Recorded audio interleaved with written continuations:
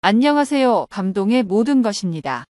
저희는 해외 커뮤니티 레딧과 감동의 모든 것 공식 이메일로 제보받은 실제 사연을 바탕으로 재구성한 스토리를 전달해드립니다. 구독과 좋아요, 알림 설정. 한국군이요. 저희가 한국으로부터 배울 게 있나요? 그러게 왜 한국으로 가야 하는 거지? 미국, 독일 훌륭한 기술을 가진 나라도 많은데 말이야. 우크라이나의 한군 공항에서 여러 군인들이 한국행에 대해 부정적인 얘기를 하고 있네요. 야무치 자네가 한국과 군사교류 프로그램 선발 인원에 선정되었어. 제가요. 가기 싫은데 굳이 가야 하나요? 오늘은 우크라이나와 한국의 군 교류에 대해 부정적인 의견을 가지고 있는 한 우크라이나 군인이 한국에 방문하게 되면서 생각이 바뀌게 되는 이야기에 대해 들어보려고 합니다. 안녕하세요. 감동의 모든 것입니다. 저희는 해외 커뮤니티 레딧과 감동의 모든 것 공식 이메일로 제보받은 실제 사연을 바탕으로 재구성한 스토리를 전달해 드립니다. 구독과 좋아요, 알림 설정은 영상 제작에 큰 힘이 됩니다. 영상 수익은 독거노인 및 불우이웃에게 전액 기부되니 끝까지 시청 부탁드립니다. 그럼 본격적인 이야기 시작하겠습니다. 안녕하세요. 저는 우크라이나 공군 소령 야무치라고 합니다. 저는 항상 지구상 어디에 있든 하늘은 하나라고 믿었죠. 하지만 한국에서 군용 비행기에서 내릴 때까지는 그 감정의 깊이를 진정으로 이해하지 못했죠. 이 이야기는 제가 잘 알지 못했던 나라에 대한 의구심이 어떻게 존경과 동경으로 바뀌었는지에 대한 이야기입니다. 제가 한국으로 떠나던 날은 전형적인 우크라이나의 회색 날씨였죠. 피부에 달라붙어 뼛속까지 스며드는 그런 날씨였죠. 이른 시간 정비사 특수부대원 그리고 이번 교류를 이끌 파일럿으로 선발된 저를 포함한 여러 대원이 공군 기지에 모였죠. 저는 익숙한 차가운 금속을 손으로 만지며 항공기를 점검했죠. 낡았지만 믿을 수 있는 기계인 제 전투기는 세계를 횡단할 준비가 되어 있었죠. 저는 오랜 비행으로 닳고 다른 가죽 가방을 조종석에 던져넣고 그 뒤에 올라탔죠. 엔진이 시동을 걸자 제 마음속의 의구심도 사라졌죠. 저편에는 무엇이 우리를 기다리고 있었을까? 우리의 기술이 구식이 될 정도로 발전한 나라에 가는 걸까? 아니면 아무런 가치도 교환되지 않는 형식적인 외교에 불과한 것은 아닐까? 비행은 길었고 아래 세계는 유럽의 녹색과 갈색에서 아시아의 거대한 도시와 광활한 바다로 바뀌는 풍경이었죠. 앞으로의 몇 주를 생각하며 생각할 시간을 가졌죠. 우리는 조국과 공군의 유산을 대표하는 사람들이었죠. 그 책임의 무게는 끊임없는 압박이었고 정신을 바짝 차리고 관찰하고 배워야 한다고 생각했죠. 인천공항에 착륙하는 순간은 터미널의 매끈한 라인과 첨단 기술의 소란스러움은 우크라이나의 역사적인 매력과는 너무나도 거리가 멀었죠. 깔끔한 제복과 유창한 영어 실력으로 의사소통의 간극을 메워주는 한국인 직원들이 저희를 맞이했죠. 수많은 중국인 관광객들로 인한 혼란은 자칫 저희의 계획에 차질을 발생시킬 수 있었지만 수많은 인파에도 흔들리지 않고 차분하고 효율적으로 저희를 안내했죠. 인파에 휩쓸려 이동하는 동안에도 매끄러운 운영 방식에 감탄하지 않을 수 없었죠. 디지털 출입구 키오스크에 도착했을 때 저는 깜짝 놀랐죠. 수북이 쌓여있던 서류줄을 서서 기다리던 여행객들은 보이지 않았고 가벼운 터치에도 반응하는 화면이 종이 양식 하나 작성하는 것보다 더 빠르게 데이터를 처리하고 있었죠. 스캐너에 손을 갖다 대자마자 간단한 신혼과 함께 입국이 완료되었죠. 하지만 제 눈을 진정으로 뜨게 한 것은 여행 가방 분실 사건이었죠. 하루에도 수천 명의 승객이 드나드는 공항에서 또 하나의 분실물인 여행 가방이 분실물 처리 과정에서 사라지기 쉬웠을 것입니다. 하지만 그 가방은 단 한 점의 분실물도 없이 우리에게 돌아왔죠. 그것은 제가 몰랐던 신뢰, 낯선 사람의 선함에 대한 믿음, 구식이지만 가슴 뭉클한 믿음을 말해주었죠. 한국에서의 첫 일정을 앞두고 호텔 방 창가에 서서 김이 모락모락 피어오르는 커피 한 잔을 손에 들고 인천 시내가 떠오르는 모습을 바라보았죠. 깔끔하고 정돈이 잘 된 인천의 모습에 빠져들었죠. 아침 식사는 제 모든 감각을 자극했죠. 식욕을 돋우는 동시에 매콤하고 톡 쏘는 맛이 입맛을 깨우는 김치와 섬세하고 풍미가 좋은 라이스 롤을 맛보았죠. 아침 식사 후에는 한국 공군 관계자들을 만나기로 예정되어 있었죠. 기지로 가는 길은 순조로웠고 한국의 인프라가 얼마나 잘 갖춰져 있는지 알 수 있는 도로였죠. 기지는 그 자체로 인상적이었고 한국 공군의 능력을 보여줬죠. 경납고는 아침 햇살을 받아 반짝였고 활주로에 늘어선 항공기들은 최신 항공 우주 기술이 집약되어 있었죠. 한국 장교들은 프로페셔널한 모습을 보여주었죠. 그들은 군대의 격식과 오랜 전후의 따뜻함이 어우러진 모습으로 저희를 맞이했죠. 우리는 전술 토론과 실제 시범이 혼합된 그날의 일정에 대한 브리핑을 받았죠. 그들의 영어 실력은 완벽하지는 않았지만 노력과 유창함은 칭찬할 만했고 시간을 내어 한국어를 조금이라도 배웠으면 좋았을 것 같다는 아쉬움이 남았죠. KF-16 전투기 시범은 경외감과 부러움이 교차하는 경험이었죠. 한국 조종사들이 기체를 조종하는 정밀함은 움직이는 시였죠. 하늘에서 춤을 추는 전투기들을 보면서 한국 전투기 조종사들의 기량과 국방력에 대한 투자를 실감할 수 있었죠.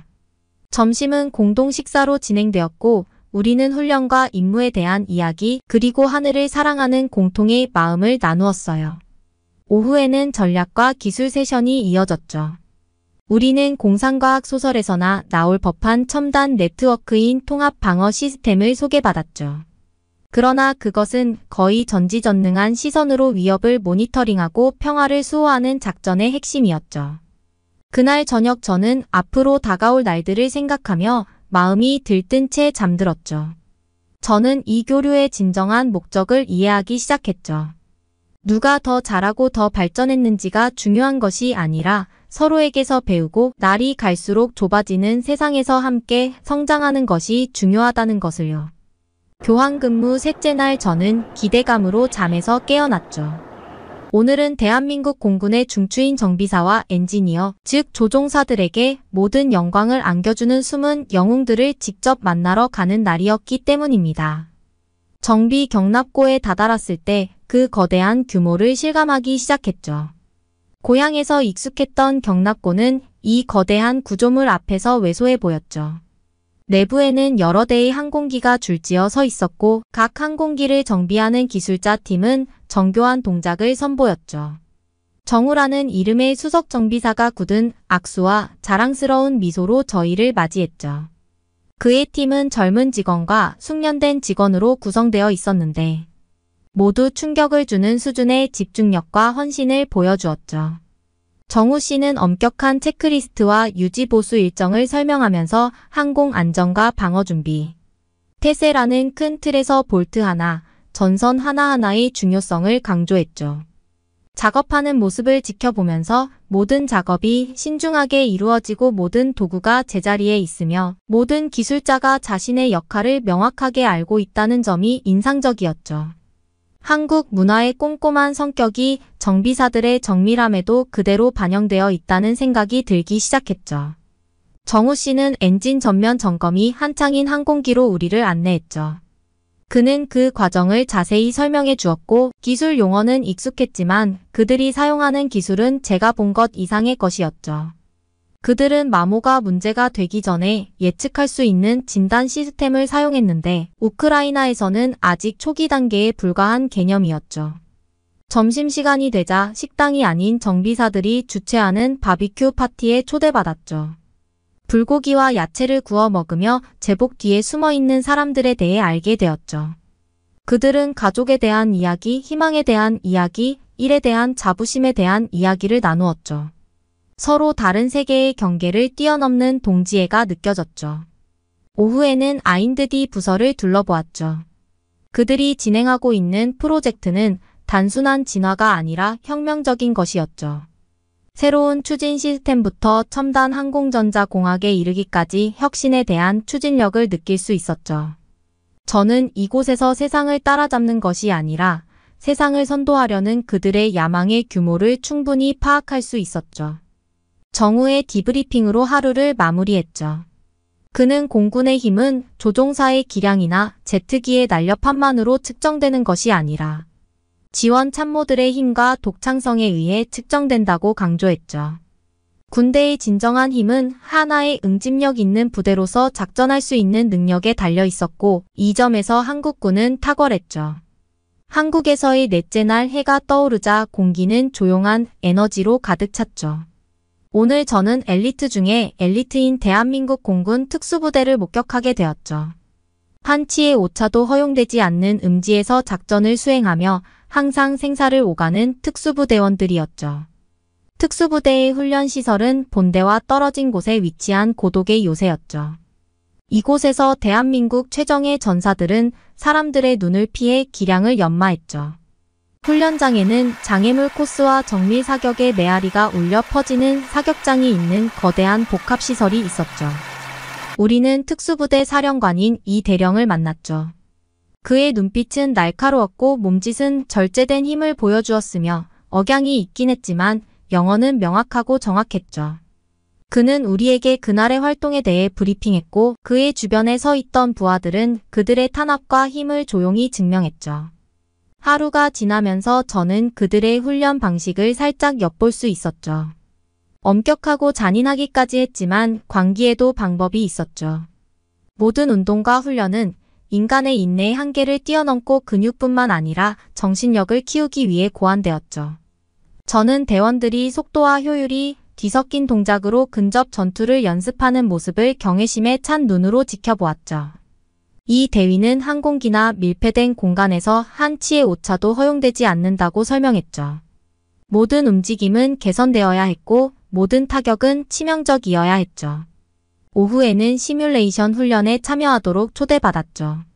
인질 구출 시나리오였는데 저는 팀에서 관찰자 역할을 맡게 되었죠. 장비를 착용하고 팀원들을 따라 납치된 비행기 모형 안으로 들어가자 아드레날린이 솟구쳤죠. 시뮬레이션은 실제 상황처럼 사람의 말과 함께 진행되었고 몇 분 만에 끝났죠. 팀원들은 놀라운 수준의 협동심을 발휘하며 하나의 조직으로 일했죠. 훈련 시설에 해가 지는 것을 보며 그날의 행사를 되돌아보았죠. 대한민국 공군 특수부대는 단순한 군인이 아니라 결단력, 기술, 불굴의 인간 정신의 화신이었죠. 그날 밤 저는 제가 목격한 전우회가 한국 공군 장병들 사이에만 있는 것이 아니라는 것을 깨달았어요. 여러 면에서 달랐지만 하늘 위에서는 모두 형제 자매였죠. 한국에서의 5번째 날은 새로운 열망으로 시작되었죠. 대한민국 공군의 미래 조종사를 양성하는 비행학교가 저의 목적지였죠. 비행학교에 들어서자 우크라이나에서 훈련받던 시절의 기억이 떠올라 향수와 전우회가 교차했죠. 아카데미에서 저는 한국어로 하늘이라는 뜻의 이름을 가진 비행교관 하늘을 만났죠. 하늘 교관의 항공에 대한 열정은 푸른 하늘만큼이나 맑았죠. 하늘은 제자들의 도전과 승리에 대한 이야기를 들려주었고 그 이야기 속에서 하늘을 향한 저의 여정을 떠올렸죠. 하늘은 저를 세션에 초대했고 저는 젊은 생도들을 관찰하면서 그들의 눈에서 몇 년 전 제 눈에서 타오르던 것과 같은 불꽃을 보았죠. 생도들의 질문은 호기심이 넘쳤고 시뮬레이션은 치열했으며 헌신적인 자세는 틀림없었죠. 그들은 단순히 비행을 배우는 것이 아니라 국가의 신뢰를 날개로 옮기는 법을 배우고 있었죠. 오후에는 하늘이 훈련 비행의 부조종사를 맡아달라는 제안으로 저를 놀라게 했죠. 하늘로 올라갈수록 아래 세상은 점점 축소되고 하늘의 단순함이 우리를 감쌌죠. 통역이 필요 없는 공유 언어인 기체와 우리 둘뿐이었죠. 한국에서의 6번째 날은 예상치 못했지만 깊은 관점의 전환을 가져왔죠. 정비사, 항공교통관제사, 군수팀 등 이분들이 없다면 공군이 제 기능을 발휘할 수 없는 지원 직원들을 위한 날이었기 때문입니다. 저는 정비 승무원들과 함께 오전 시간을 보내며 그들의 세심한 작업을 관찰했죠. 정비사 한 명 한 명이 안전의 수호자이며 모든 항공기가 전투에 대비할 수 있도록 정밀하게 정비하고 있었죠. 저는 렌치를 돌리고 부품을 교체하는 등 제가 할 수 있는 일을 도왔죠. 오후에는 관제탑을 방문했어요. 관제사들은 활주로에서 이착륙을 지휘하는 활주로의 마에스트로였죠. 관제사들은 저를 반갑게 맞아주었고 관제사들의 목소리에 귀를 기울이다 보니 관제사 역할의 중요성을 실감할 수 있었죠. 한국에서의 군사 교류를 한 지 일주일이 되었고 저는 지상 높은 곳에서 땅과 바다가 뒤엉켜 펼쳐진 풍경을 내려다보고 있는 제 자신을 발견했죠. 이번 여행에서는 드물게 혼자 조종석에 앉아 한반도의 가장자리를 지나는 항로를 조종하고 있었죠. 아래로는 비무장지대 DMZ가 상처처럼 펼쳐져 있어 분단된 땅에 여전히 존재하는 긴장을 가슴 아프게 상기시켜 주었죠.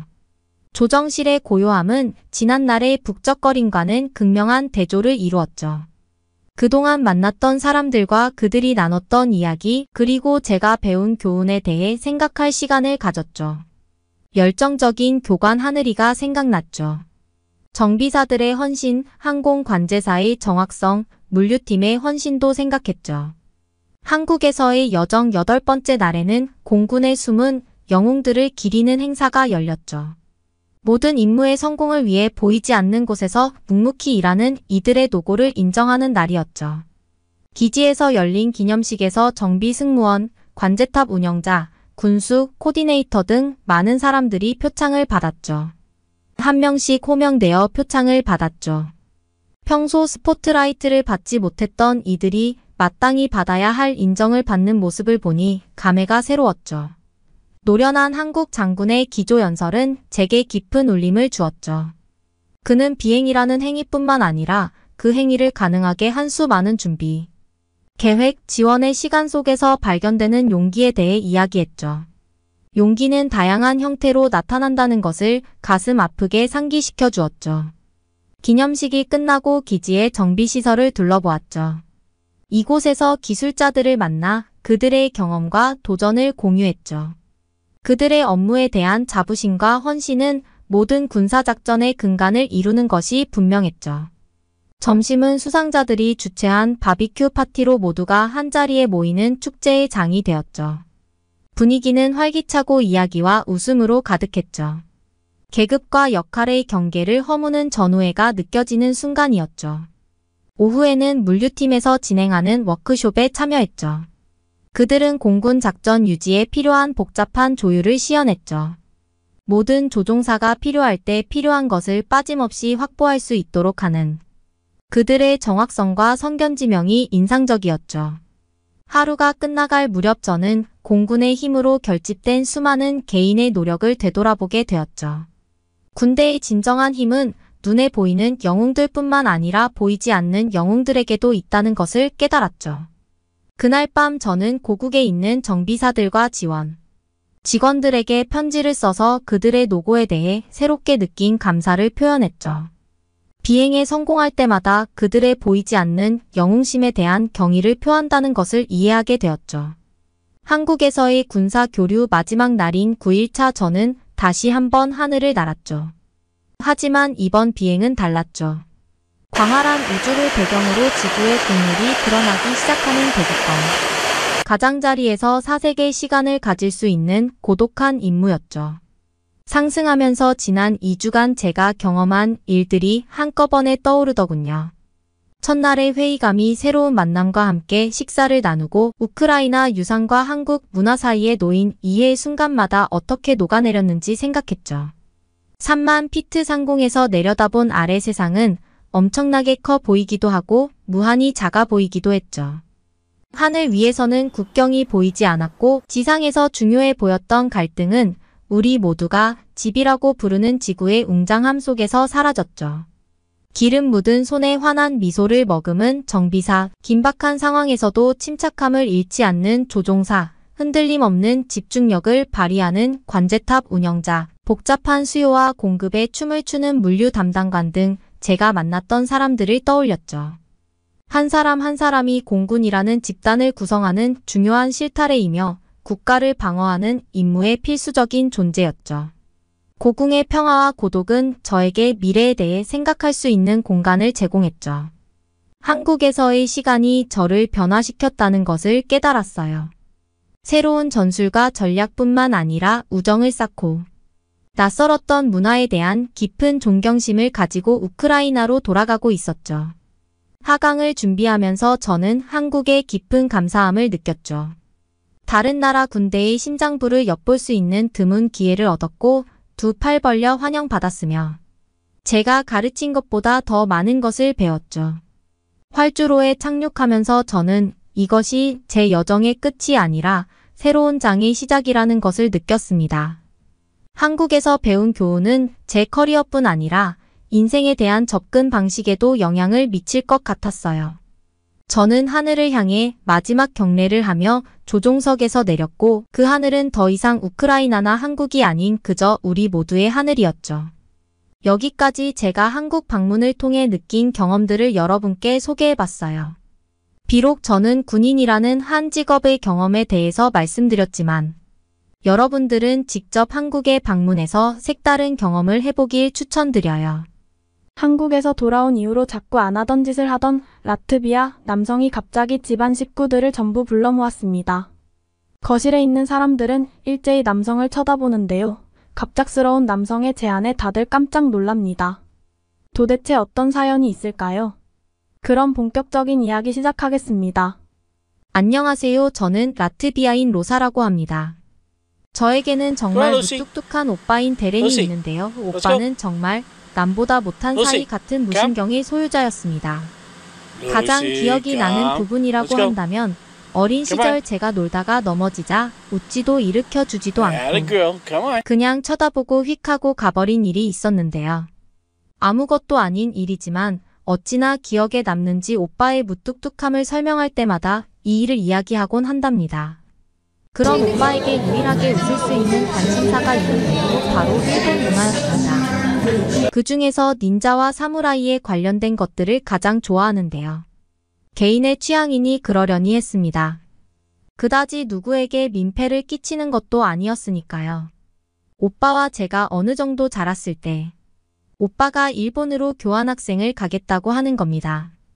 가족들은 올 것이 왔다는 생각을 하긴 했죠. 여행이든 뭐든 간에 한 번쯤은 갈 것 같다고 생각은 하고 있었거든요. 더군다나 성인이 되었으니 그럴만하다 싶었죠. 그런데 교환학생 발표날 오빠가 시무룩하게 돌아왔더군요. 별로 표정에 티를 내지 않는 사람인지라 무슨 일이 있구나 싶었죠. 저는 걱정이 되어 무슨 일이냐고 엄마를 통해서 물어봤습니다. 오빠와 직접적으로 말을 하지 않은 지는 꽤 되었거든요. 엄마는 오빠가 교환학생 신청을 일본이 아닌 한국으로 했다고 하더군요. 이유를 물어보니 학교 이름이 헷갈려서 잘못 지원한 것이라고 했습니다. 면접도 봤을 텐데 이해가 잘 가지는 않았으나 오빠한테 직접 물어보기는 싫어 그냥 넘어갔죠. 안 가는 방법도 있지 않나 했지만 이미 합격되었으니 포기하기는 어려운 모양이었죠. 오빠는 한국이라는 나라를 알아가려고 먼저 찾아봤는데 알면 알수록 일본과 다른 곳이라며 질색을 하더군요. 그렇게 안 가겠다고 하더니 잠시 후에 그 말을 다시 철회하곤 했습니다. 몇 번을 간다는 둥 안 간다는 둥 얘기하던 오빠는 결국 한국으로 향했습니다. 표현이라는 것을 잘하지 않던 오빠가 부모님께 한국에 가긴 하지만 잘 해낼 수 있을지 고민이라고 이야기할 정도였기에 굉장히 걱정이 컸습니다. 아니나 다를까 한국에서 연락 한 번 안 할 것 같던 오빠는 도착한 날부터 수시로 전화가 왔습니다. 엄마가 들었을 때는 처음에는 엄청 불안한 목소리를 띠고 있었다고 하더군요. 한국어를 제대로 할 수 있는 게 하나도 없었으니까요. 그런데 그 다음부터는 평안해져 갔다고 합니다. 그러더니 통화하면서 잠깐 웃기도 하는 여유도 생겼다더군요. 그렇게 오빠는 한국에서의 삶에 적응을 해가는 듯 했습니다. 심지어 저한테도 연락을 하는 이상한 모습을 보이긴 했지만요. 저와 오빠는 서로에게 관심 없는 듯이 살아왔거든요. 그렇게 오빠는 한국에서 1년 정도 있다가 라트비아로 돌아왔습니다. 오빠는 머리부터 발끝까지 달라져 있었습니다. 우선 스타일 자체가 달라졌더군요. 항상 티셔츠에 커다란 캐릭터가 있는 것만 입더니 깔끔한 무색 티셔츠와 바지로 바뀌었더군요. 심지어 선물까지 사왔습니다. 그냥 빈손으로 올 것이 분명하다고 생각했는데 곶감 개량 한복 저에게 준다며 한복 입은 곰인형을 사왔습니다. 솔직히 달라진 오빠는 좋다기보다는 무서웠습니다. 이렇게 변한 이유가 무엇인지 궁금했거든요. 표현 한번 해준 적 없던 오빠였는데 선물을 건네주며 저한테 직접적으로 말을 걸더군요. 직접적으로요. 같은 공간에 있어도 항상 엄마를 통해서 서로의 안부를 확인하던 그 오빠가 말이죠. 순간 당황해서 제가 아무 말도 못하고 멍하게 있자 괜찮냐면서 머리에 손까지 올리더군요. 저는 질겁을 하며 괜찮다고 했습니다. 선물을 받아든 저는 빠르게 제 방으로 들어가 버렸죠. 오빠에게 선물을 받은 것은 처음인 것 같아서 기분이 묘하더군요. 심지어 거기에는 편지까지 꽂혀 있었죠. 낯간지럽다고 생각되긴 했지만 열어본 편지에는 그동안 표현하는 방법을 몰라서 친하게 못 지낸 것 같으니 다시 친해져 보자는 내용이 있었습니다. 오빠가 싫었던 건 아니지만 확실히 서로 어떻게 표현하는지는 잘 몰랐던 것 같아서 다시 생각해보는 기회가 되긴 하더군요. 다시 나가본 거실에서는 곶감을 하나씩 먹어보고 있었습니다. 이상한 모양이라서 먹고 싶지 않았지만 선물이니 안 먹을 수 없는 노릇이었죠. 그런데 보기와는 다르게 말랑말랑하고 달달한 게 차가운 바닐라 아이스크림과 먹으면 더 맛있을 것 같았죠. 다들 반색을 하며 먹었는데 특히 할머니가 좋아하셨습니다. 오빠는 기쁘다는 듯이 웃어 보였죠. 두 번째 선물인 개량 한복을 다 함께 보게 되었는데 약간 일본풍 의상인 것 같아서 제가 그렇게 말하자 오빠는 단호하게 아니라고 정정해 주었습니다. 아시아권이라서 비슷해 보일 수는 있지만 한복이라는 한국 전통 의상임을 이야기해 주더군요. 개량 한복은 다큐멘터리에서 보던 스님들이 입는 옷처럼 생겼더군요. 다들 표정이 그다지 좋지는 않았지만 입어보고 난 후 엄마가 제일 좋아하는 옷이 되었습니다. 넉넉해서 입고 다니기 너무 좋다고 하시더군요. 오랜만에 가족들이 다 같이 모여 화기애애한 모습을 보였습니다. 이 모습은 제가 어릴 때 빼고는 본 적이 없는 것 같더군요. 이런 일은 손에 꼽을 정도로 드문 일이었습니다. 저희 가족은 한꺼번에 모이는 일이 별로 없거든요. 각자 자신의 일을 하거나 모여도 3명이 모이면 많이 모이는 것이었거든요. 할머니와 할아버지께서도 같이 살고 계셨기에 더 모이기가 어려웠던 것 같습니다. 어찌되었든 오빠 덕분에 모두 모여서 웃을 수 있으니 얼마나 좋나요? 오빠의 변화는 그걸로 끝이 아니었습니다. 한국에 가기 전에 잘 씻지도 않았는데 귀국한 날부터 매일 씻는 겁니다. 거의 일주일에 몇 번 씻을까 말까 했던 사람이 맞나 싶더군요. 그래서인지 항상 좋은 냄새가 풍기더군요. 너무 신기해서 왜 그렇게 잘 씻냐고 하니 한국에서는 그게 기본이라고 했습니다. 생각해보니 주위에서 만난 한국인에게서 안 좋은 냄새를 맡아본 적이 한 번도 없는 것 같더군요. 뭔가 많은 변화를 느끼게 되었습니다. 그 외에도 오빠는 아빠와 이야기를 많이 나누는 아들이 되었습니다. 아빠가 혼자 신문을 읽고 있으면 괜히 옆에 앉아서 이야기를 나누기도 하고 아빠를 따라서 신문을 읽기도 하더군요. 그러면서 정치, 경제, 세계 이야기를 얼마나 열심히 하던지 아침을 먹을 때마다 둘의 토론을 듣느라고 귀가 떨어질 지경이었습니다. 그러더니 갑자기 셋이 낚시를 다녀오겠다고 하더군요. 엄마와 저는 어리둥절했습니다. 할아버지, 아빠와 오빠가 이렇게 셋이 다녀온다고 했거든요. 할머니조차 할아버지와 오빠가 언제 친해졌나 모르시더군요. 그렇게 셋은 낚시를 다녀오더니 큰 물고기 몇 마리와 귀환했습니다. 얼마나 모험담이 굉장하던지 일주일간은 모험담 얘기에 시달려야 했습니다. 하지만 기분은 나쁘지 않더군요. 할아버지와 아빠가 행복해하는 추억이 하나 더 쌓였다는 게 눈에 띄게 보였으니까요. 그런 일들이 많이 쌓이다 보니 오빠가 정말 이상해 보이기도 하고 전에 있던 오빠가 생각이 나지 않을 정도라 같은 사람이 맞나 싶더군요. 오빠는 그 와중에서도 열심히 공부하더니 아예 한국에 있는 대학에 외국인 전형으로 들어갈 것이라고 하더군요. 한국에서 배웠던 역사들이 자신을 다시 돌아보게 했다고 합니다. 특히 일본과 한국에 대한 역사가 아주 예전부터 이어졌다는 것에 관심이 가서 그쪽으로 배워볼까 한다고 하더군요. 남의 역사를 굳이 배워야 하나 싶었지만 오빠가 하고 싶다는 것이니 지지하는 것이 맞겠다는 생각이 들더군요. 그렇게 오빠가 오고 매일 새롭던 어느 날. 갑자기 가족들을 다 모으더니 내일 저녁에 자신이 한국식 바비큐를 해주겠다고 선언했습니다. 무슨 뚱딴지 같은 소리인가 했더니 삼촌도 부르라고 하더군요. 아빠의 동생인 삼촌은 아빠와는 친한 편이지만 조카들인 저희랑은 그렇게 친한 사이는 아닌데요. 그런 삼촌까지 부르라고 하니 뭔가 준비를 단단히 한 모양 같더군요. 삼촌은 오빠가 같이 식사를 하자고 초대했다는 말에 깜짝 놀라셨습니다. 아빠가 부르면 불렀지 조카인 저희들이 나선 적은 없으니까요. 삼촌은 신이 나서 저희 집으로 오셨고 오빠는 돼지고기를 구워주었습니다. 일반적으로 라트비아에서 바비큐라고 하면 두툼한 소고기를 그릴 위에서 굽는 것인데 오빠는 어디서 가져온 건지 은박지라는 것을 그릴 위에 깔더군요. 그러더니 돼지고기를 올리고 기름이 모이자 김치를 올렸는데요. 처음 보는 방식에 제가 의문을 표하자 오빠는 진짜 맛있다면서 괜찮다고 하더군요. 오빠는 고기를 굽기 전 해놓은 밥과 함께 고기를 내놨습니다. 삼촌도 바비큐라더니 하면서 조금 실망한 듯 했지만 먹어본 순간 눈이 동그랗게 변하더군요.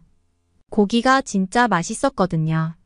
궁금해서 뭐냐고 물어보니 돼지고기 삼겹살이라고 했습니다. 기름이 좀 있는 편이지만 그래도 고소하게 느껴져서 정말 맛있었습니다. 김치도 맵다기보다는 새콤한 느낌이 들어서 고기에 남아있는 느끼함까지 없애주더군요. 제가 가장 좋아했던 것은 쌈장이라는 소스였습니다. 말로 표현할 수 없이 맛이 풍부하게 느껴지고 고기를 더 맛있게 해주더군요. 일반적인 소스랑은 다른 맛에 푹 빠져 쌈장만 먹었다가 오빠한테 혼이 났습니다. 쌈장만 먹으면 짜니까 다른 것과 같이 먹으라면서 말이죠. 그렇게 가족 모두가 정말 맛있게 먹었습니다. 더군다나 오빠가 처음으로 해주는 요리인데 싫어할 리도 없고 말이죠. 삼촌도 처음에는 툴툴 뗐는데 어느새인가 칭찬 일색이더군요. 조카가 이렇게 요리를 잘했는지 몰랐다면서요. 자연스럽게 대화의 흐름이 오빠의 칭찬으로 가게 되었습니다. 제가 다 기쁘더군요. 그 일이 있고 얼마 지나지 않아 오빠는 한국대학교에 합격하게 되었습니다. 교환학생으로 가서 한국어 능력도 많이 늘었던 모양이더군요. 오빠는 기쁜 표정으로 유학을 떠났고 현재도 대학교를 다니고 있는 중입니다. 그때부터 오빠를 변화시킨 한국이라는 나라에 관심이 가기 시작했고 현재는 한국어를 공부하고 있는 중입니다. 요즘은 오빠에게 연락해 어디 대학교를 가야 할지 상담도 하고 예전에 비해 많이 의지하게 되더군요. 우연히 한국으로 유학을 갔다가 든든해진 오빠 덕분에 많은 일상이 긍정적으로 변하게 되어 너무 좋답니다. 저도 꼭 오빠와 같은 대학교에 다닐 수 있게 되면 좋겠어요. 오늘의 이야기는 여기까지입니다. 응원이나 남기고 싶은 말이 있으시면 댓글로 남겨주세요. 사연자분께 전달해 드리겠습니다. 저희 감동의 모든 것은 실제 사연 제보를 받고 있습니다. 채택되신 분께는 선물도 드리고 있습니다. 저희의 사연이 여러분의 하루의 작은 힘이 될 수 있었으면 좋겠습니다. 지금까지 한국의 감동 이야기를 나누는 감동의 모든 것이었습니다. 구독과 좋아요를 눌러주시면 영상 제작에 큰 힘이 됩니다. 감동적인 사연을 주변 사람들에게 공유하고 함께 이야기 나눠보세요. 끝까지 시청해주셔서 감사합니다. 더욱더 좋은 영상으로 찾아뵙겠습니다. 정은 영상 제작에 큰 힘이 됩니다. 영상 수익은 독거노인 및 불우이웃에게 전액 기부되니 끝까지 시청 부탁드립니다. 그럼 본격적인 이야기 시작하겠습니다. 오늘의 사연은 여기까지입니다. 응원이나 남기고 싶은 말이 있으시면 댓글로 남겨주세요. 사연자분께 전달해 드리겠습니다. 저희 감동의 모든 것은 실제 사연 제보를 받고 있습니다. 채택되신 분께는 선물도 드리고 있습니다. 저희의 사연이 여러분의 하루의 작은 힘이 될 수 있었으면 좋겠습니다. 지금까지 한국의 감동적인 이야기를 전해드리는 감동의 모든 것이었습니다. 구독과 좋아요를 눌러주시면 영상 제작에 큰 힘이 됩니다. 감동적인 사연을 주변 사람들에게 공유하고 함께 이야기 나눠보세요. 끝까지 시청해주셔서 감사합니다. 더욱 더 좋은 영상으로 찾아뵙겠습니다.